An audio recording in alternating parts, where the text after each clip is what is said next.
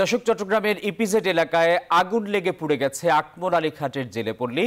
Fire সার্ভিসের ৩টি ইউনিটের ৪ ঘন্টার চেষ্টায় আগুন এখন নিয়ন্ত্রণে। এ বিষয়ে সবশেষ খবর জানাতে চট্টগ্রাম থেকে যুক্ত হচ্ছেন সহকর্মী নয়ন বড়ুয়া জয়।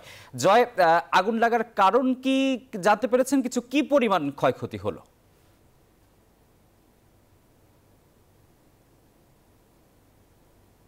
ধন্যবাদ আসিফ টিপু আপনাকে।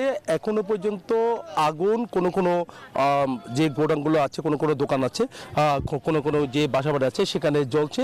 আগুনের এখনো আমরা দেখছি দাউ দাউ করে জ্বলছে, তবে অনেক জায়গায় কিন্তু নিয়ন্ত্রণে চলে আসছে।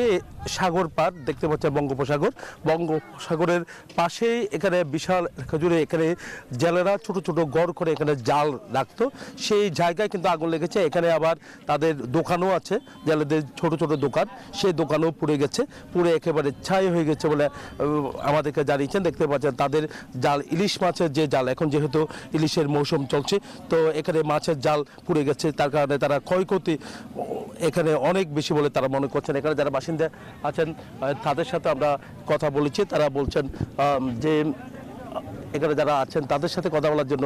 আচ্ছা, আপনাদের এখানে মনে হয় তো এখানে যাদের সাথে আমরা কথা বলেছি তারা বলছেন যে এখানে প্রায় 50 থেকে 60টা ছোট ছোট দোকান, ছোট ছোট বাসা বাড়ি হবে, সেখানে কিন্তু তারা সব কিছু এখানে রাখতো। সেখানে কিন্তু আমরা দেখছি আগুন লেগেছে। হঠাৎ করে কিভাবে আগুন লেগেছে ফায়ার সার্ভিস আমাদেরকে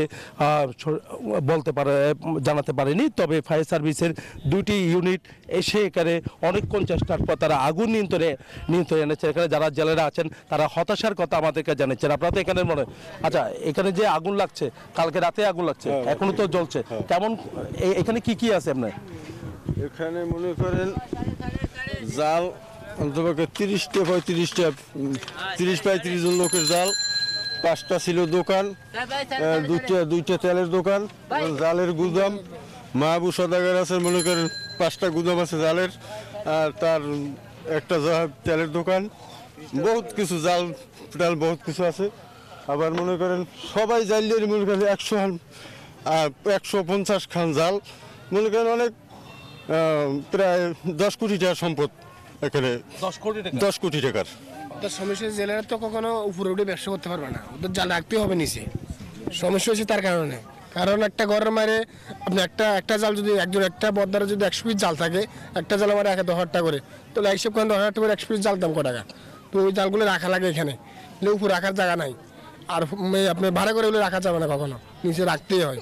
এই নিয়ে এখানে মনে 100টা ঘর আছে অলরেডি, 100টা ঘরের মধ্যে সবার ঘরে জাল আছে। এবারে টুকটাক মনে করেন ছোটো বড়ো 7 দোকান, 2-3টা তেলের দোকান, এমনি সামনে 100 গরম নিয়ে অনেকটা ক্ষয়ক্ষতি হয়েছে। অলরেডি আমরা এখানে ছিলাম, আমাদের এলাকায় এখানে আমরা থাকি এখানে সব কিছু নিয়ে। এমনি জালেদের ঋণী এরাও হচ্ছে কিনা ব্যবসা হয় নাই এবছরে, একদম মানে হচ্ছে ঋণ নিয়ে কি জানা অনেক কি সমস্যার মধ্যে আছে। এটা অনেক ঋণের রূপ। জি এখানে ডুবাই আছে। আসিফ, আপনি বুঝতে পেরেছেন, এখানে যারা জেলেরা তারা বিভিন্ন সংস্থা থেকে ঋণ নিয়েছে। ঋণ নিয়ে তারা এখানে জালের মাছ ধরার ব্যবসা করেন। তারা বলছেন এখন খুব হতাশায় ভুগছেন, হতাশার বাস কিন্তু তাদের চোখে মুখে আমরা দেখছি। তারা একেবারে এই ঋণ কীভাবে পরিশোধ করবে সেটা নিয়ে তারা খুব দুশ্চিন্তায় পড়েছেন। এই ছিল আমার এখানকার সর্বশেষ। ফিরে যাচ্ছি স্টুডিওতে আসিফ টিপুর কাছে। জয়, আপনাকে ধন্যবাদ। দর্শক, চট্টগ্রাম থেকে জানাচ্ছিলেন সহকর্মী নয়ন বড়ুয়া। জয়।